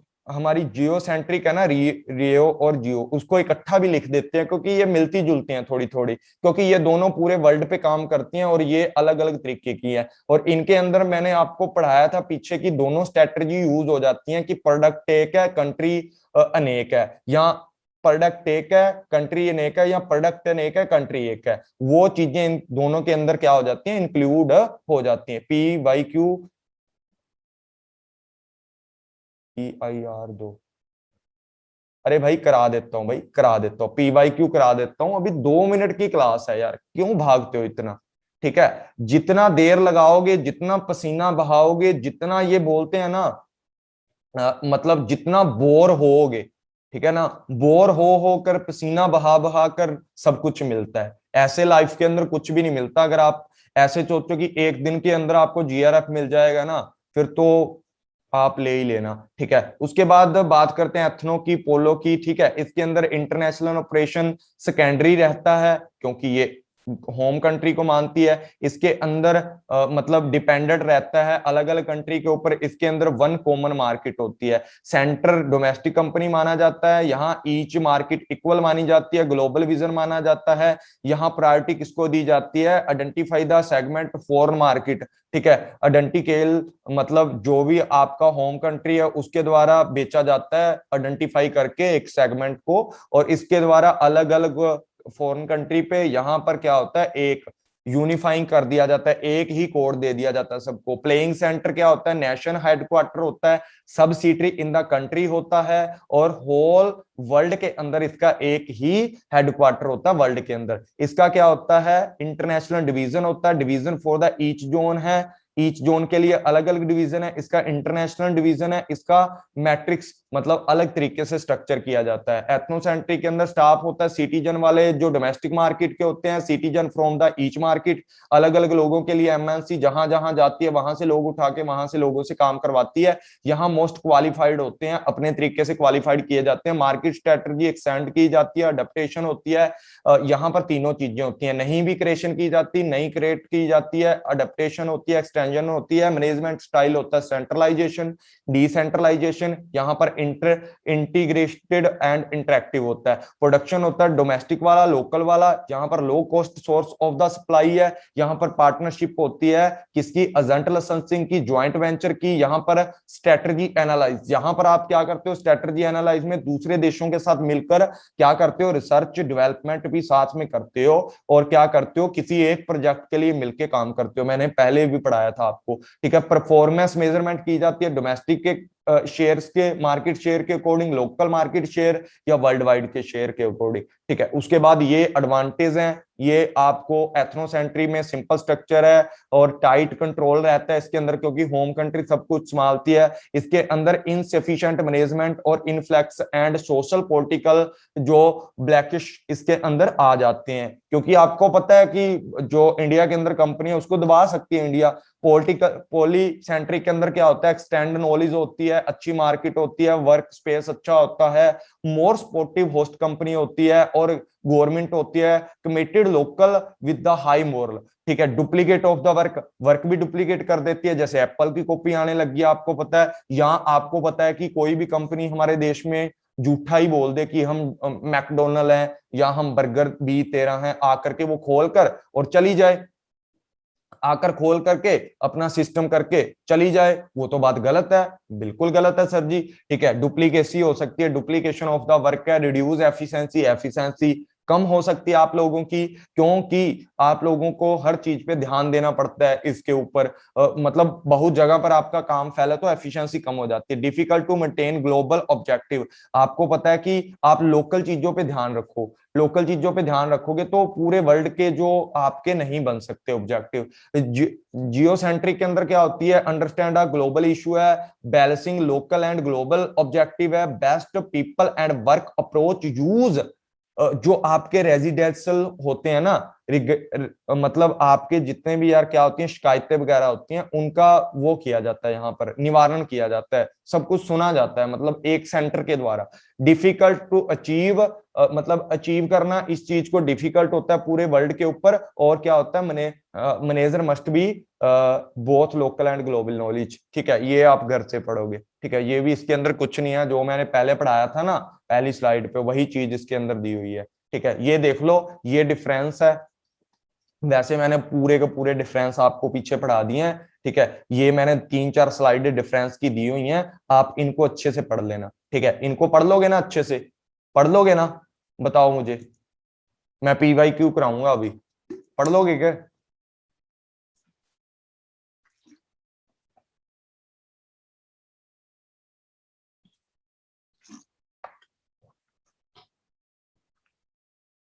क्योंकि मैंने ना पीछे अच्छे से पढ़ा दिया है। देखो फोक्स डोमेस्टिक के अंदर करता है, लोकल ऑब्जेक्टिव होते हैं इसके अंदर, इसके अंदर रीजनल के ऑब्जेक्टिव होते हैं, इसके अंदर ग्लोबल के होते हैं। ग्लोबल व्यू होता है, आइडेंटिफाई रीजन की बात करता है, नेशनल होस्ट की बात करता है, ये सब कुछ मैंने पढ़ा रखा है पीछे, ठीक है। ये देखो डिटरमाइंड लोकली, रीजनल लोकली, वही सारी चीजें हैं, ठीक है। आप लोग पढ़ लेना। फैक्टर देखो, ग्रोथ, ग्लोबलाइजेशन की ग्रोथ के फैक्टर थे, लिबरलाइजेशन है, मल्टीनेशनल एग्रीमेंट है। जब आप लिबरलाइजेशन उदारीकरण करते हो, उसके अंदर उदारीकरण के अंदर क्या होता है, LPG आती है तो आपके लाइसेंस वगैरह रद्द कर दिए जाते हैं, बिल्कुल फ्रीली काम करने के लिए बोला जाता है। एग्रीमेंट हो जाते हैं मल्टी स्टेज के ऊपर, मल्टीलेटरल इन्वेस्टमेंट हो जाती है, मल्टीलेटरल जो आपके एग्रीमेंट हो जाते हैं या मल्टी स्टेज के ऊपर। ये ग्रोथ करता है किसको, कॉर्पोरेट ऑर्गेनाइजेशन को बढ़ावा देता है बड़े बड़े देशों के अंदर, और क्या होता है, सफिशिएंट रिसोर्स आपको मिल जाते हैं, कोऑपरेटिव या कंपैरेटिव एडवांटेज हो जाती है, कोऑपरेटिव या कंपैरेटिव। कोऑपरेटिव भी लिख लेना कि आपको दूसरे देशों का सहयोग मिल जाता है या उनके कंपैरेटिव में आपको एडवांटेज मिल जाती है। Improvement in the transportation, transportation को इंप्रूवमेंट कर दिया जाता है, दूसरे देशों से लिंक बन जाते हैं, ICT भी डेवलप हो जाती है आपकी, ठीक है। एसेंशियल 10 तरीके की एसेंशियल चीजें होती हैं जो ग्लोबलाइजेशन के अंदर की जाती हैं, या जो भी जितनी पीछे पढ़ के आए हैं उसके अंदर जो भी चीजें ग्लोबलाइजेशन वाली होती हैं उसके अंदर होती हैं। कोटा एंड कस्टम ड्यूटी है, उसको एबलिश किया जाता है, ठीक है। नंबर 2 पे बिजनेस जितने भी काम किए जाते हैं उनको फ्रीडम दी जाती है। नंबर 3 के ऊपर public sector should be given complete freedom, उनको अपने काम करने के लिए सारी स्वतंत्रता पूर्ण रूप से दे दी जानी चाहिए। ब्यूरोक्रेटिक जो हिंड्रेंस होती हैं या आपके दखल अंदाजी होती है, वो बीच में उनको भी रिमूव किया जाता है। क्या किया जाता है, एनकरेज द ग्लोबल रूल वगैरह हैं जो वो सिंपल बनाए जाते हैं। प्रमोट द कंपटीशन है, प्राइस वगैरह के अंदर जो सारी चीजें हैं उनको बढ़ावा दिया जाता है। Administrative government support the first, जो अच्छे से मतलब ग्लोबलाइजेशन के लिए तभी सक्सेसफुली हो सकता है अपना पूरा ग्लोबलाइजेशन जब एडमिनिस्ट्रेशन एंड गवर्नमेंट सपोर्ट करे। मनी एंड कैपिटल आप अच्छे से डेवलप कर सकते हो। द गवर्नमेंट शुड टू, जो एडवोकेट सपोर्ट होती है आपके लिए वो इन इन चीजों में फाइनेंस रिसर्च है, improvement of the finance market है, globalization required to the global plan और ग्लोबल ओरिएंटेड फर्म यहाँ पर काम किए जाते हैं। बेनिफिट्स हैं ये आप खुद पढ़ोगे पढ़ोगे ना, ठीक है, क्योंकि मैंने पहले भी करवा रखे हैं, एक्स्ट्रा ऐड किए हैं आप लोगों की सुविधा के लिए, ठीक है, एक्स्ट्रा मैंने ऐड किए हैं। एडवांटेज क्या होती है, एम्प्लॉयमेंट बढ़ जाती है, मतलब बेरोजगारी खत्म हो जाती है, एम्प्लॉयमेंट काम मिलने लग जाते हैं लोगों को, फ्री मूवमेंट होता है, एजुकेशन बढ़ जाती है, ठीक है, उसके बाद लेबर भी फ्री मूवमेंट होता है, प्रोडक्ट की क्वालिटी अच्छी हो जाती है, क्योंकि आपको पता है हमने दूसरे देशों से compete करना है तो खुद व खुद हो जाती है, चीपर प्राइस रहते हैं कि मैंने उस देश से कम प्राइस में अच्छी क्वालिटी देनी है। फ्री मूवमेंट कैपिटल है, इन्वेस्टमेंट कर सकते हो, जीडीपी आपकी इंक्रीज हो जाएगी। पहले अगर 500 यूनिट बनाते थे पूरे देश के लिए, अब आप 700 बनाओगे, क्योंकि आपको पता है कि मैंने बाहर भी बेचनी है। ट्रांसपोर्टेशन का ज्यादा इंप्रूवमेंट हो जाता है, इंटरनेशनल ट्रेड करते हो, कम्युनिकेशन करते हो, और यहाँ कुछ और आना था वो मैं डाल दूंगा अगर मिला तो, ठीक है। हेल्थी इशू रहता है, मतलब आप डिसएडवांटेज क्या है, मतलब हेल्दी इशू मतलब आपके साथ जो कीन कंपटीशन किया जाता है ना, गर्दर काट, थ्रो काट, ये वाला कट थ्रोट कंपटीशन है, लो कल्चर है आपका यहाँ पर, ठीक है, और हेल्थ अच्छी नहीं रहती यहाँ पर, मतलब ये सारी चीजें इसकी डिसएडवांटेज। एनवायरमेंट डिग्रेडेशन हो जाता है, ठीक है, डिस्पैरिटी हो जाती है, यहाँ हमारा इन्फ्लेशन हो जाता है, मोनोपोली भी हो जाती है जैसे एप्पल वालों ने कर रखी है। उसके बाद कंपटीशन जो आपके कंफ्लिक्ट पैदा करता है, ये चार चीजें। अब करो क्वेश्चन नंबर पहला, क्वेश्चन नंबर पहला करो। अब तो मैंने अभी ताजा ताजा समझाया। Subsidiaries consider the regional environment for the political story. Second,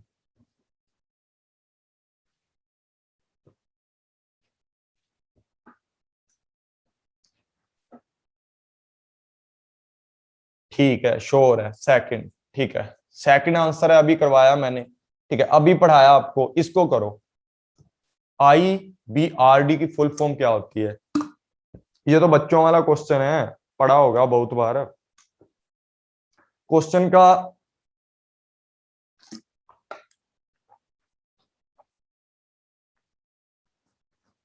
हाँ बिल्कुल, international bank of reconstruction and development, ठीक है, reconstruction and development. B answer is the right answer. आगे बढ़ो। IBRD नॉन एज, IBRD को और क्या बोला जाता है? IBRD को और क्या बोला जाता है? वर्ल्ड बैंक, बिल्कुल राइट आपका आंसर है, वर्ल्ड बैंक इसको बोला जाता है, ठीक है। उसके बाद तीन क्वेश्चन हो गए। चौथा क्वेश्चन कि the first phase of globalisation, पहली बार जब ग्लोबलाइजेशन शुरू हुआ था उस टाइम पर कौन सी वर्ल्ड वार हो रही थी?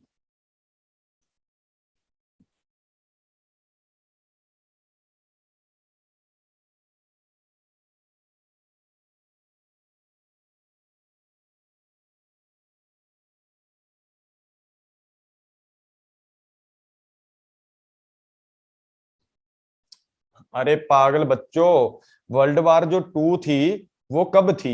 1939, 1939 के आसपास थी, और 1945 तक, ऐसा ही था क्या? वर्ल्ड वार वन यहां दिया हुआ है अराउंड 1800, उसके बाद हुआ है जब वर्ल्ड वार वो हुई थी 1900 कितने 44 के आसपास वो बने हैं ना हमारे वर्ल्ड बैंक वगैरह, और ठीक है ना, 1944 के आसपास बने हैं ना, ऐसा ही है क्या? वर्ल्ड बैंक कब बना था बताओ, बताना।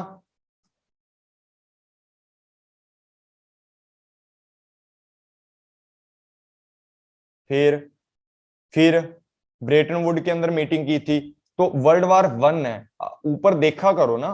ऊपर देखा करो। ये देखो वर्ल्ड वार टू की जब बात करते हैं तो आपको मैं पढ़ाऊंगा ना जब वर्ल्ड बैंक, उसके अंदर आ जाएगा। तो इसका पहला ऑप्शन राइट था। अब बताओ इसका, अब बताओ, ताजा ताजा करवाया ये भी मैंने, ये भी मैंने ताजा ताजा करवाया मैंने। डी आई मैनेजमेंट लगाओ, डी आई मैनेजमेंट। डी से क्या होगा हमारा, डोमेस्टिक। ठीक है, आई से क्या होगा, यहां भी दे रखा है। फिर एम है, उसके बाद एम आएगा, यहां नहीं है, ये काट दो, ये भी काट दो, ये भी काट दो, ये बच गया हमारा। ठीक है, डी आई। अच्छी ट्रिक है ना, अच्छी ट्रिक है ना। आगे करो, अब करो कि ultimately was, Khalistan was replaced by the Khalistan first 1 जनवरी।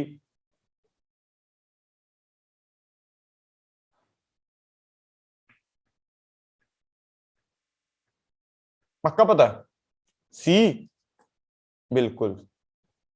ठीक है, 7 नंबर क्वेश्चन है आपका। हाँ, 7 नंबर क्वेश्चन है।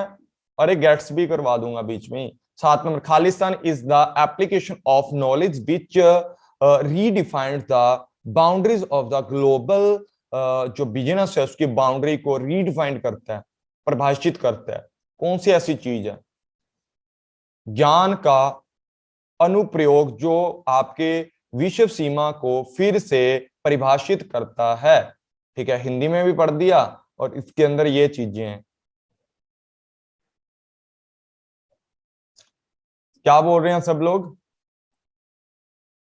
टेक्नोलॉजी। टेक्नोलॉजी इसका राइट आंसर है, क्योंकि आज के जो सिस्टम है, जो ड्रोन सिस्टम है, उसके द्वारा सारा का सारा बाउंड्रीज वगैरह उनकी नॉलेज को रीडिफाइंड किया जाता है, आपको अगर पता हो तो। ठीक है ना, उनके द्वारा रीडिफाइंड किया जाता है। उसके बाद according to dash the holdings of the country treasury preliminary in the form of gold constitute is wealth. कि कौन सी ऐसी चीज है, ऐसी थ्योरी है जो गोल्ड के अंदर क्या करती थी, मतलब बातचीत करती थी, या हाँ मर्केंटाइज सिस्टम। ठीक है, मर्केंटिलिज्म सिस्टम ये था हमारा, कि पहले गोल्ड के बदले में जब आप व्यापार किया करते थे। बिल्कुल, अच्छे बच्चे हैं सारे के सारे। ठीक है, इसका तो पता ही लग गया, ग्लोबलाइजेशन रेफर टू, बताना इसका। हाँ,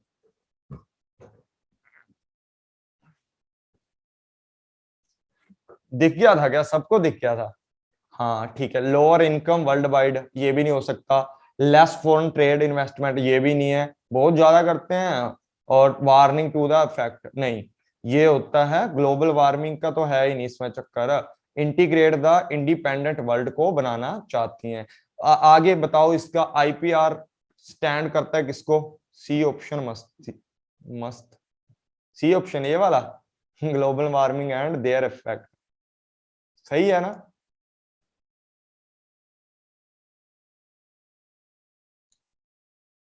ध्यान से स्पेलिंग देख करके।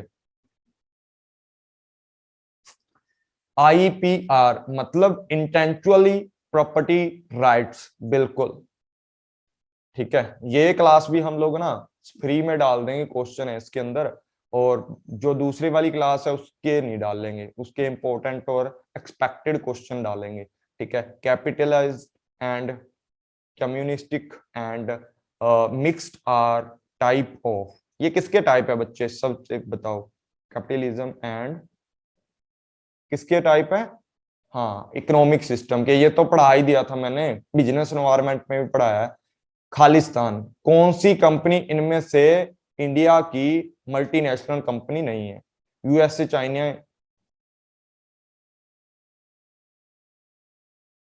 हाँ हाँ हाँ, बिल्कुल बिल्कुल बिल्कुल।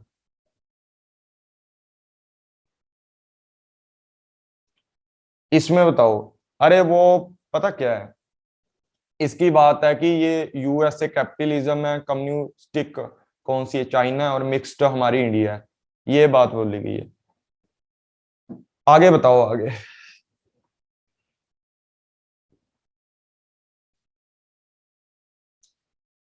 कौन सी मल्टीनेशनल कंपनी नहीं है इंडिया की? भारत खालिस्तान कंपनी जो भारत की कंपनी नहीं है।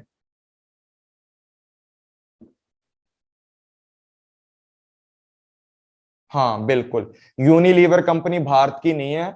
वो भारत का नाम यूज करती है इधर आके, ठीक है। वो एक मल्टीनेशनल कंपनी है, और भारत के अंदर रहकर अपना वर्क करती है, ठीक है। यूनिलीवर भारत इंडिया लगा देती है पीछे, वो उसने अपना नाम चूज किया ताकि उसको फैमिलर लगे। एमएनसी कंपनी ना, मैंने बोला है जिस देश में जाती है वैसा भेस बना लेती है ना, वही बात है बच्चे। तो यूनिलीवर हमारे देश की कंपनी नहीं है, ठीक है, ये हमारा सही हो जाएगा। 13 नंबर होता डी, ठीक है। बताओ बताओ, विच of the following is not a force in the 5 porter model? ठीक है, ये सारे इसके सारे ना पी वाई क्यू हैं, अगर पता हो तो सारे के सारे पी वाई क्यू हैं, इतने इजी क्वेश्चन आते हैं। और सच बोलूं कि 7 क्वेश्चन आते हैं इंटरनेशनल बिजनेस के, वो 2-3 रिलेटेड होते हैं बिजनेस इन्वायरमेंट से मिलजुल के, मतलब पूरे बना देते हैं, वो ऐसे ऐसे क्वेश्चन बना देते हैं। और कई बार तो एक पैराग्राफ भी आ जाता है। कितने नंबर का आता है पैराग्राफ आपको पता है? 5 क्वेश्चन होते हैं, 10 नंबर और 7 नंबर, 17 नंबर का है ये आपका, जिसको आप बोलते हो सर जी जल्दी करवा दो जल्दी करवा दो। और आपको पता है कि वर्ल्ड बैंक के लिए जो भी है उनसे क्वेश्चन बड़े अच्छे अच्छे बनते हैं, सब्स्टिट्यूट होता है। अभी मुझे ना कल की क्लासेस भी आप लोगों की तैयार करनी है, कल की क्लासेस, ठीक है। तो जल्दी से जल्दी आ जाओ एक बार, फिर हम करते हैं आगे। मजा आ रहा है? क्वेश्चन इसे फटाफट हो रहे हैं, फटाफट हो रहे हैं, ठीक है। ये इसका सी ऑप्शन था राइट, जो हमारे पोर्टल के 5 फोर्स मॉडल के अंदर नहीं आता, ये भी मैं करवाऊंगा, ये भी करवाऊंगा, ठीक है। उसके बाद ये करो कि controllable factor in global market, global market के अंदर कौन सा ऐसा फैक्टर है जो कंट्रोल किया जा सकता है? भाग्य, दिति प्रिया, और वो क्या नाम था उसका, रीना नैन। जल्दी जल्दी करो क्वेश्चन। सचिन लाइव लगाया करो बच्चे क्लासेस आप भी। इस टाइम अगर मैं लगाता हूँ ना, डाटा खत्म हो गया, सॉरी सॉरी, अरे कोई बात नहीं, जल्दी है, थोड़े से क्वेश्चन है, जल्दी जल्दी करवा दूंगा, ठीक है, जल्दी जल्दी क्वेश्चन करवा दूंगा। डाटा तो मेरा भी खत्म है आज, कुछ नहीं होता, इतना डाटा नहीं लगता इसके अंदर। इसका बताओ 14 नंबर का कंट्रोलेबल।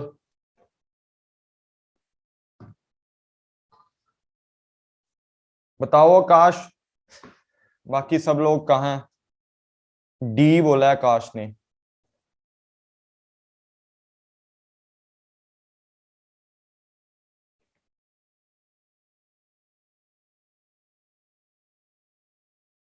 सी बोला त्रिशा ने। डी बोला है फिर, ठीक है ना, बता दो जल्दी जल्दी, जो भी हो, 3-4 बच्चे हो जो भी रह गए हैं, 3-4। अरे यार, जब ग्लोबल मार्केट की बात करते हैं बच्चे, तो वहां गवर्नमेंट की पॉलिसी, जो कानून है उनको थोड़ी देखेंगे, उनको थोड़ी देखेंगे। हम वर्ल्ड पे काम कर रहे हैं, फ्री कर दिया उन्होंने तो, उन्होंने तो फ्री कर दिया। और ना ही सामाजिक और तकनीक है, वो अपने अकॉर्डिंग अपना चूज करेंगे। मार्केट के अंदर ग्लोबल मार्केटिंग है, तो मार्केटिंग की एक्टिविटी और प्लान को देखेंगे, ठीक है। तो C answer is the right answer. उसके बाद बात करते हैं आगे कि खालिस्तान या डैश, जो corporate corporation produce in the home country in a single country focus market these product globally, ठीक है। ये देखो मैंने बहुत ही अच्छे से करवाई थी ये चीज, इनमें से कौन सी है? बहुत अच्छे से पढ़ाया हूं मैं, ये लास्ट के अंदर आपको, लास्ट के अंदर पढ़ाया हूं आपको, एक दो।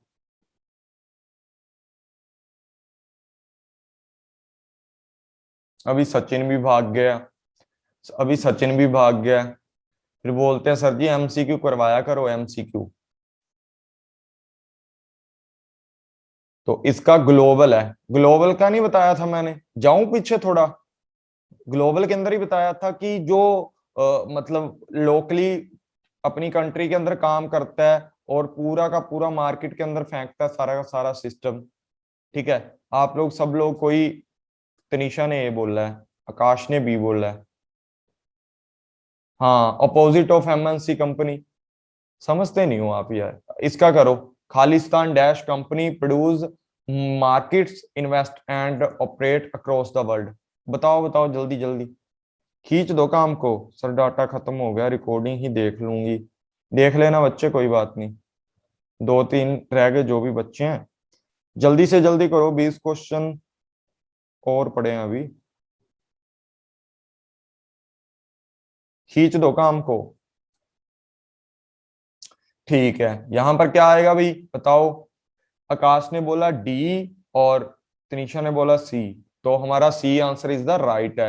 अरे भाई वो अक्रॉस, अक्रॉस द वर्ल्ड, मैंने कितनी बार बोला है कि पूरे वर्ल्ड के बाहर जाकर जो काम किया जाता है, पूरे वर्ल्ड के बाहर रहकर, ऐसे पूरे वर्ल्ड के अंदर घूम के नेटवर्क बना के, ट्रांसलेशन कंपनी है जो अक्रॉस द वर्ल्ड मार्केटिंग करती है, सारे के सारे प्रोसीजर को फॉलो करती है, काम करती है। अब ध्यान रखना है। उसके बाद बात करना है एमएनसी किस तरीके से स्टैंड करती है। बताओ, अभी ये क्वेश्चन पी वाई क्यू है। जब मैंने एग्जाम दिया था ना, एक बार देख लूंगा सर जी लेक्चर।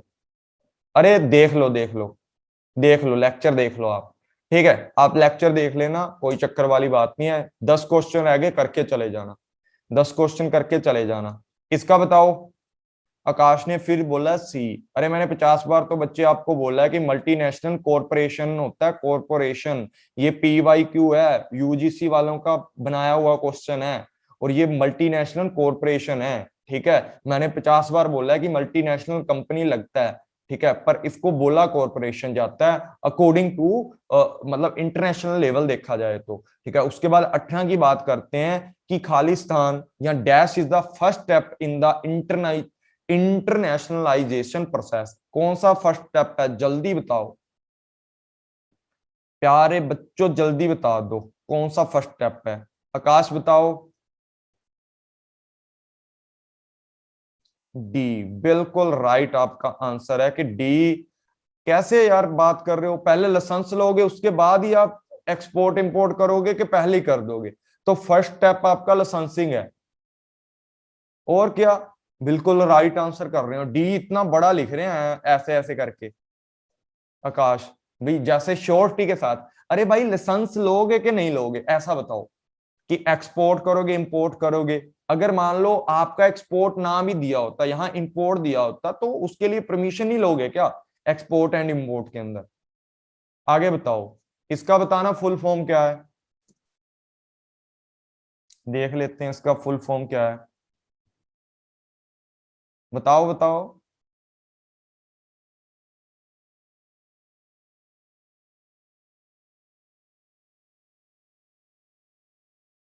सी, बिल्कुल राइट, ये राइट है आप दोनों का। आगे बताओ। ओ ई सी डी। ठीक है, ओ ई सी डी। बस 10 क्वेश्चन और है। मैं ऐसा करता हूं, 25 क्वेश्चन आपको करवा देता हूं। नहीं यार, पूरे करवा देता हूँ, क्योंकि आंसर है बीच में। अगर मैंने बीच में स्लाइडें ना लगाई होती ना, फिर तो बात है। फिर तो बात है। ए इज द राइट आंसर है कि ऑर्गेनाइजेशन फॉर इकोनॉमिकल कॉरपोरेशन। पूरा करा दीजिए। हाँ पूरा करवा दूंगा, पूरा करवा दूंगा। 2 मिनट और लगेंगे बस, और क्या। 21 नंबर में बताओ कि the theory of absolute cost advantage is given by. ये तो मैंने करवा रखे हैं, बिल्कुल बेसिक से हैं। पहले दिन समझाए थे मैंने कि ये थ्योरीज होती हैं, पर ये नहीं बताया कितने किस किस बंदे ने दी हैं।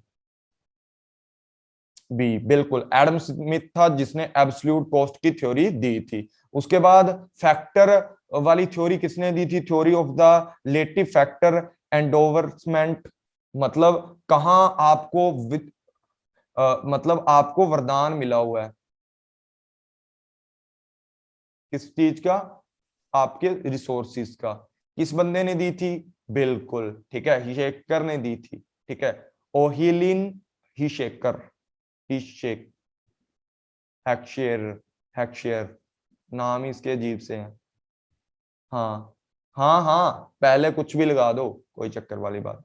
अब ये बताओ, the theory of comparative cost advantage. Comparative देखो, पीछे देखो, यहां पर एब्सोल्यूट कॉस्ट की बात करी है। एब्सोल्यूट कॉस्ट है एडम स्मिथ।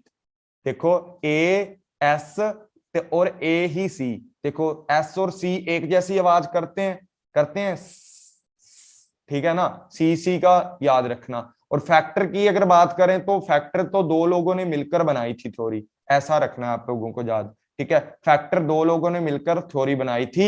एक के अंदर ह्यूमन आता है और एक के अंदर ऑर्गेनाइजेशन आता है। मतलब एक के अंदर क्या आता है ही केशर और दूसरा होता है हमारा ओहिलिन। इसका बताओ, डी, डी है इसका कंपैरेटिव कॉस्ट को।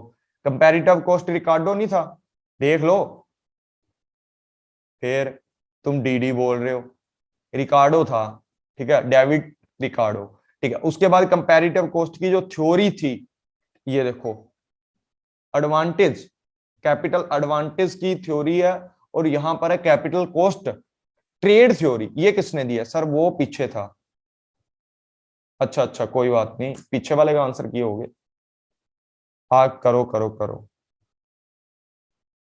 देखो फोन धुंधला दिखाई दे रहा है ना अब आपको? धुंधला दिखाई दे रहा है ना? मैंने पूरा वो लगा दिया पीछे, नहीं तो पहले आपको दिखता रहता था सब कुछ। सी, इस बंदे ने, नहीं डेविड रिकार्डो ही था यार। पीछे तो बताया अभी कि डेविड रिकार्डो है, कंपैरेटिव कॉस्ट की थ्योरी है। इंटरनेशनल ट्रेड पे भी तो यही थ्योरी यूज कर रहे हैं ना, तो ट्रेड की बात करिए, बस बात खत्म। आगे बात करते हैं, आगे बात करते हैं इसकी। Khalistan is the payment method most of use in the international which of the export best insure of the. ठीक है, B, very good very good. Letter of the credit most, बहुत ही अच्छा, मुझे लगा कि इतना कॉन्फिडेंस से आप आज के क्वेश्चन कर रहे हो।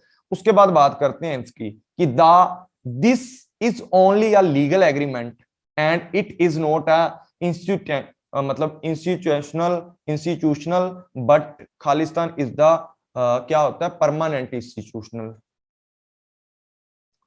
तनीषा ने पहले बोला है, ए बोला है, ए तनीषा ए, और नहीं, ए इज द राइट आंसर, क्योंकि इसके अंदर एक उसकी बात की गई है कि क्या बताया, केवल एक ऐसी क्या बोली है, समझौता है, यह कोई संस्था नहीं है। ठीक है, समझौता, देखो ये संस्था है, पूरे वर्ल्ड की संस्था है बच्चे, ये पूरे वर्ल्ड के इंस्टीट्यूशन है। आपको पता है इनको आईएमएफ को इंस्टीट्यूशन बोला जाता है और डब्ल्यूटीओ को इन, मतलब ये डब्ल्यू2 है। ठीक है, लेकिन डब्ल्यूटी इंस्टीट्यूशन के अंदर आता भी है, नहीं भी आता एग्रीमेंट, मतलब ये गलत है। गेट्स है वो एग्रीमेंट है, वो लीगल एग्रीमेंट है। ठीक है, पहले ये आता है, पहले एग्रीमेंट गेट्स वाला, फिर डब्ल्यूटीओ का आता है।